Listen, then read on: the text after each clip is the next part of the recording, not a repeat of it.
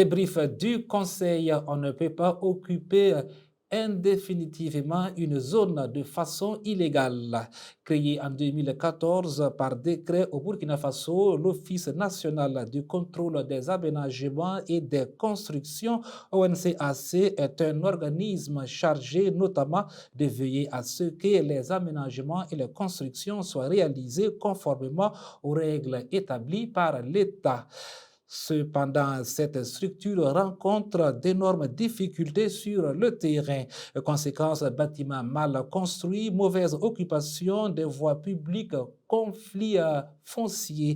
Pour remédier à toutes ces irrégularités, le gouvernement a présenté lors du Conseil des ministres le jeudi 23 juillet 2026 un projet de décret qui renforce les pouvoirs et les missions de l'Office national du contrôle des aménagements et des constructions ONCAC. Et quelles sont désormais les nouvelles missions de l'ONCAC? Aura-t-il les moyens nécessaires de viabiliser les villes et les routes? On en saura avec notre invité Issaka Kourago, il est écrivain.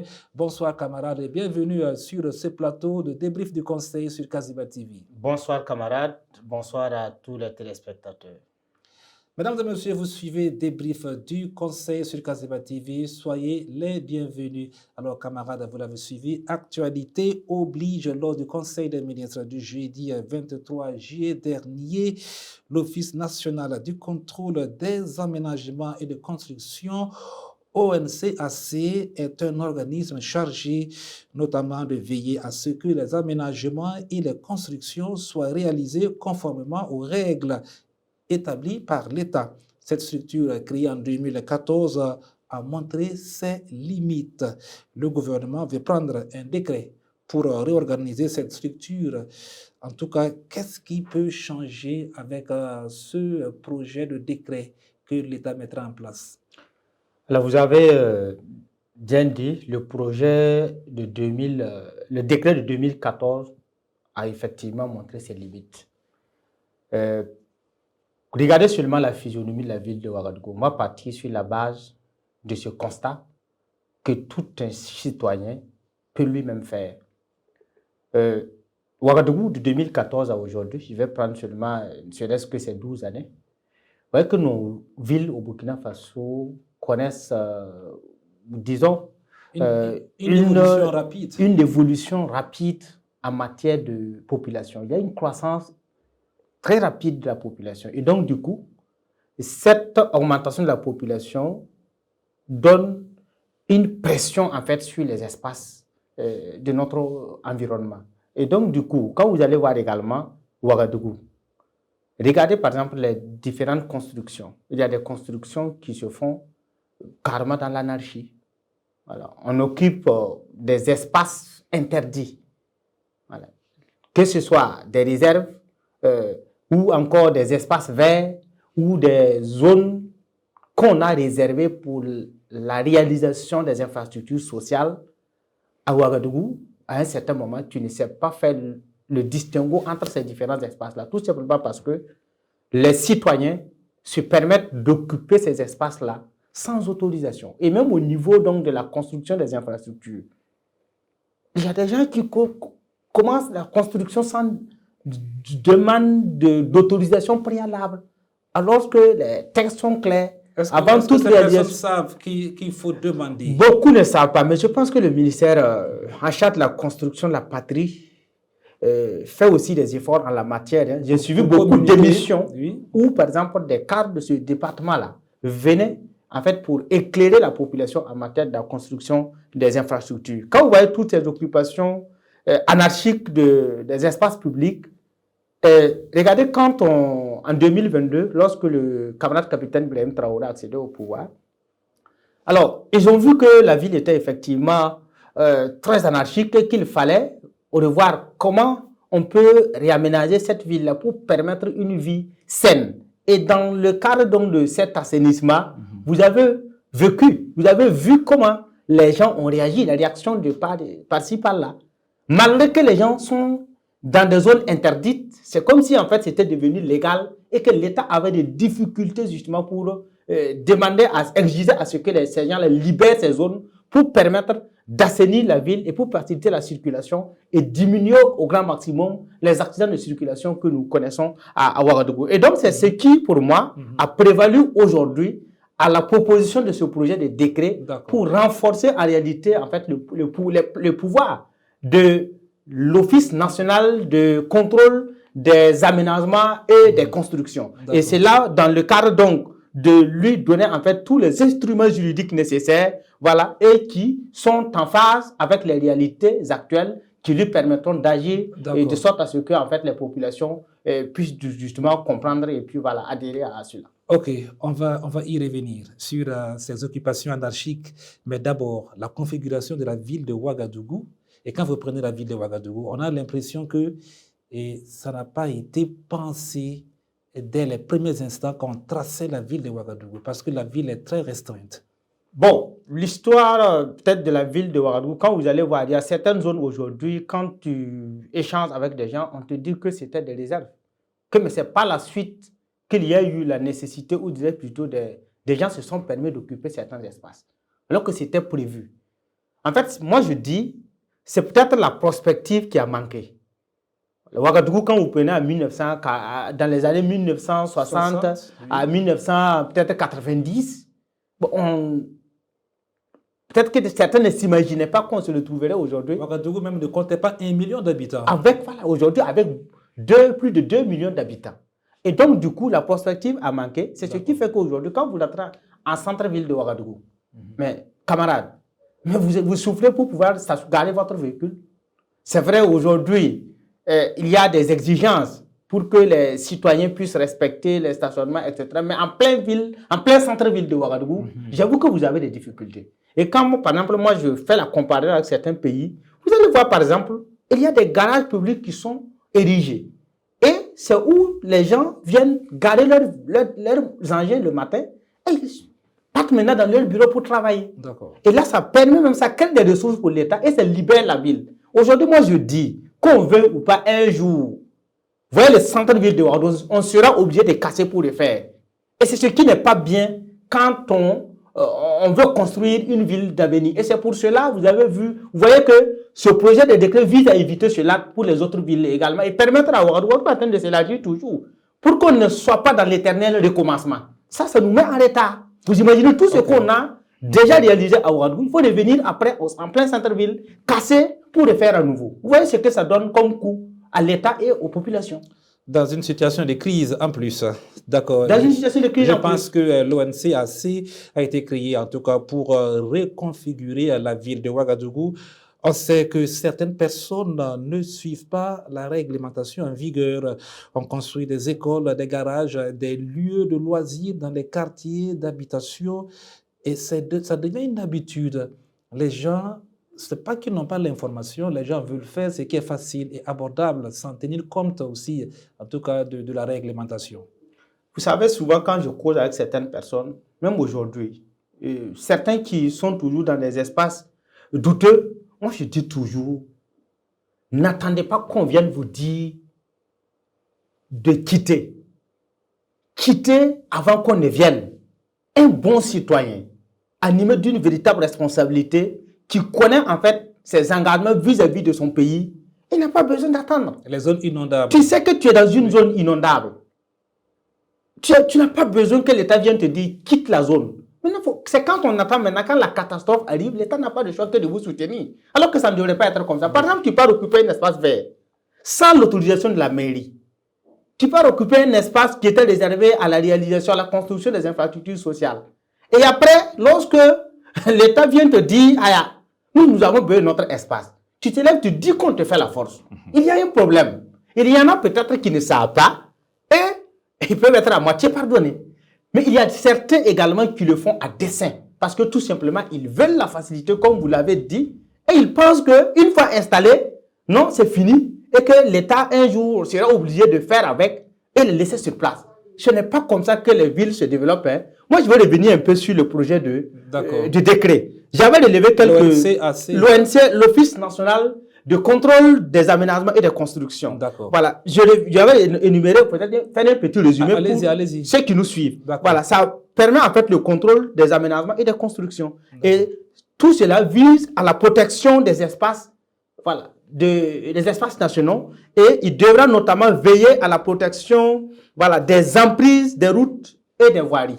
Vous voyez, quand on parle de l'emprise de la route, bon, les gens voient peut-être la portion de la route que nous utilisons pour circuler. Ce n'est pas ça. Au-delà de ça, il y a des espaces qui sont laissés de gauche à droite. Entre-temps, on peut vouloir élargir la voie. Maintenant, si vous avez tout occupé, comment on fait? Si on veut réaliser des caniveaux pour permettre de faciliter l'écoulement des eaux, on fait comment?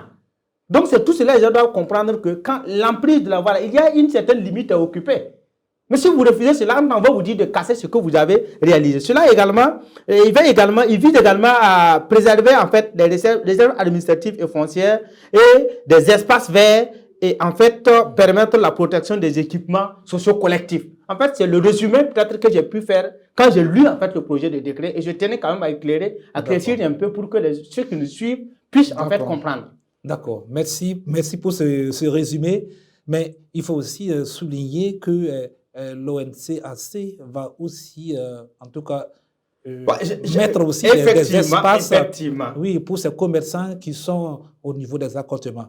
Voilà, effectivement, en fait, l'objectif n'est pas seulement de contrôler et de suivre, c'est également voilà, pouvoir mettre au profit en fait, tous ces acteurs de l'économie, que ce soit formels ou informels, des espaces pour qu'ils puissent effectivement exercer leur métier. Moi, je trouve que cela même va beaucoup aider nos acteurs de l'économie, nos commerçants.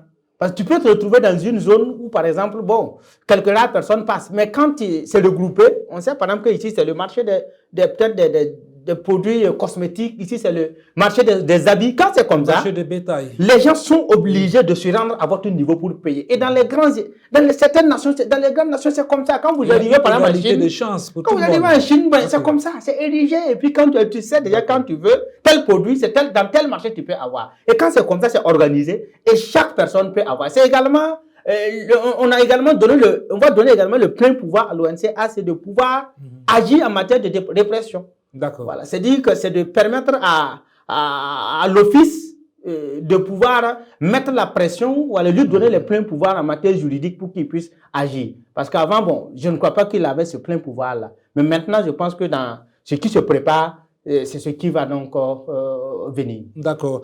On va saluer les différents présidents des délégations spéciales qui sont parvenus à déguerpir les commerçants sur certains accotements. Ce n'est pas partout. Oui, mais sur certains accotements dans la ville de Ouagadougou. En tout cas, c'était la croix et la bannière. Et comme vous l'avez dit, voilà, après la sensibilisation maintenant, la répression est venue. Voilà, aménagement, déguerpissement, oui, contrôle. Et pour quand même pas démolition de certaines infrastructures qui ne respectent pas les normes. Et dans le plein respect des règles. D'accord. Donc, avec ce projet de décret, ceux qui sont installés illégalement doivent se préparer. Bon, je pense qu'actuellement, on n'a pas besoin de les dire.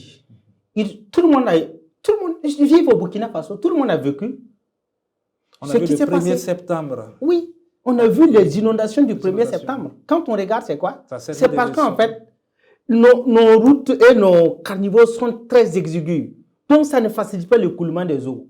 Donc, en voulant, par exemple, comment dirais-je, investir dans l'aménagement de la ville, là, c'est parce qu'on aime la population, on veut préserver la vie des citoyens. Sinon, ce n'est pas parce que le gouvernement voilà, se sent peut-être à l'aise de venir dire aux gens de quitter, laisser cet espace. Non, ce n'est pas comme ça. C'est pour la protection de notre vie. Et c'est également pour permettre à la vie d'être saine. Voilà. Quand vous voyez, par exemple, dans ces zones-là, quand c'est très encombré, mais les moustiques sont là. Vous avez vu la dernière fois, il a été lancé à Ouagadougou. Voilà, je pense que c'est le camarade ministre en charge de l'administration territoriale qui a lancé cette initiative de combattre tout ce qui est moustique à Ouagadougou pour nous permettre de vivre sainement et puis sans palu. Donc quand vous voyez tous ces efforts qui sont faits, je me dis que nous, en tant que citoyens, on ne devrait plus attendre. Si tu ne savais pas, maintenant tu sais. Il faut te préparer pour qu'en fait, on ne vienne pas te dire de faire ce que tu devrais faire. C'est ça, là où vraiment je ne suis pas d'accord. Parce qu'aujourd'hui, moi je pense qu'avec le renforcement du pouvoir de l'Office national de contrôle des aménagements et des constructions, notre pays s'engage à une urbanisation, contre une, bon, c'est-à-dire, je vais dire, urbanisation saine. Voilà, contre l'urbanisation subie. Nous voulons passer de l'urbanisation subie à l'urbanisation, comment dire, largement aménagée et puis contrôlée. Voilà, de sorte profitable à tous et qui tiennent compte de nos besoins futurs en termes d'aménagement au profit des populations. Je veux dire une urbanisation planifiée. D'accord, planifiée, parce que les commerçants qui sont au bord des routes, et de par leurs activités, ils bouchent les caniveaux et quand les pluies tombent, l'eau ne coule pas comme il se doit. C'est ce que vous avez voulu aussi expliquer. Justement. D'accord, on se comprend. Maintenant, et quelle est la vision du gouvernement à travers ce projet de décret? Est-ce que le gouvernement a des visions derrière ce projet-là? C'est la dernière question avant qu'on se sépare. Bien sûr, c'est ce que j'ai dit. La vision, c'est de passer de la création, du développement des villes subies aux villes suffisamment pensées, aux villes suffisamment organisées, contrôlées, de sorte à ce que les citoyens puissent vivre correctement. Je pense que c'est également dans la vision de revoir déjà nos villes. Il y a aussi les villages. Effectivement, il y a aussi les villages. Je pense que quand vous prenez Ouagadougou aujourd'hui, c'est à refaire. Je ne dirai pas tout. Près de 50-60% en matière d'aménagement, c'est à refaire. Je pense que tout cela rentre dans le cadre de la vision du gouvernement et également pour préparer l'avenir, pour qu'en fait nous ne soyons pas surpris comme ce que nous sommes en train de vivre aujourd'hui. Il ne faudra pas qu'à tout moment, on vienne dire qu'il faut quitter, détruire pour reconstruire. Faisons tout pour construire, pour évoluer. En tout cas, le temps qui nous est imparti s'est épuisé, mais je vous accorde 30 secondes pour un dernier mot rapidement. Je voudrais tout simplement vous dire merci, camarade Da, et dire à tous les téléspectateurs de Kaziba, restez fidèles à cette télévision panafricaine, aux citoyens du Burkina Faso. Le projet de décret vise à une meilleure organisation de nos villes et de nos villages au Burkina Faso, et également pour justement pallier à ce conflit lié au foncier. D'accord, merci. Voilà ce qui est très bien dit, qui met fin à cette émission. Merci à vous, camarade Kourago, d'être passé au débrief du Conseil. Merci à vous. Ce projet de décret traduit la volonté du gouvernement de renforcer la maîtrise de l'aménagement du territoire et de reconstruire des villes mieux organisées, sécurisées et conformes aux normes, en élargissant et en renforçant les missions de l'ONCAC. L'État entend mieux contrôler les constructions, protéger les emprises des routes, les réserves foncières, les espaces verts et les terrains destinés aux équipements publics, tout en luttant contre les occupations anarchiques et les constructions illégales. C'était l'essentiel de ce projet de décret pris en Conseil des ministres le jeudi 23 juillet dernier. Merci à vous qui nous avez suivis. C'était votre émission débrief du Conseil, une émission qui revient sur les grands points issus des conseils des ministres. N'oubliez surtout pas que l'info est en continu sur www.kazibatv.bf. Bonsoir.